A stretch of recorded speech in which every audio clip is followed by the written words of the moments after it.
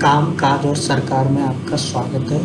हम बात कर रहे हैं आज इजराइल और फिलिस्तीन के युद्ध के बारे में। हम अक्सर अरब इजराइल और इजराइल फिलिस्तीन विवाद के बारे में सुनते रहते हैं। अभी हाल के दिनों में भी दोनों देशों के मध्य हुए भयानक युद्ध के कारण जान माल की काफ़ी क्षति दोनों पक्षों को उठानी पड़ी है।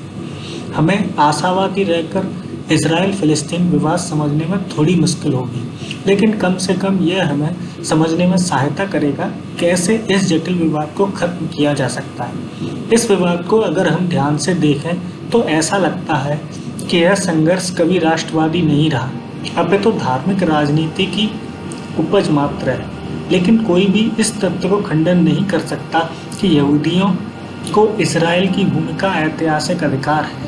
इजराइल फिलिस्तीन विवाद का एकमात्र कारण यरूशलेम पर आधिपत्य स्थापित करना है, क्योंकि यह यहूदी ईसाई का धार्मिक स्थल है। इसलिए इजराइल और फिलिस्तीन दोनों अपनी राजधानी बनाना चाहते हैं। शहर को विभाजित करने का तरीका इजराइल और फिलिस्तीनियों को विभाजित करने वाले मूलभूत मुद्दों में से एक रहा है।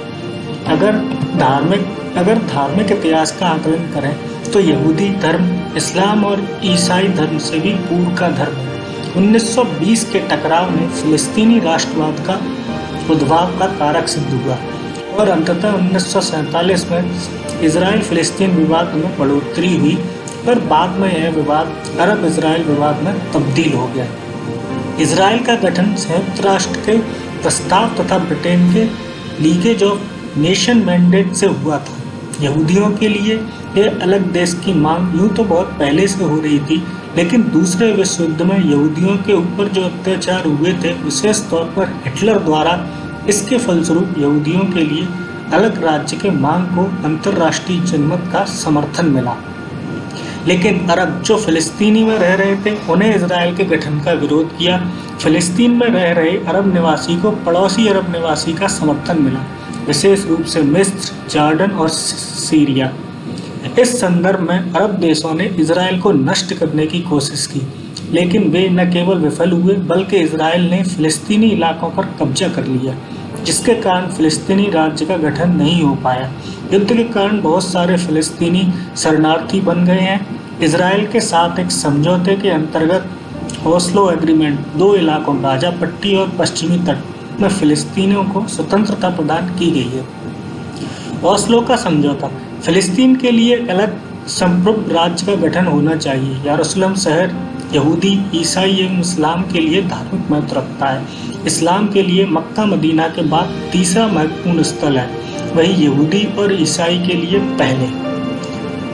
1967 के पहले यरूशलेम दो भागों में बटा था, जिसका एक हिस्सा इजराइल के अधीन था, दूसरा अरब देश जॉर्डन के अधीन था।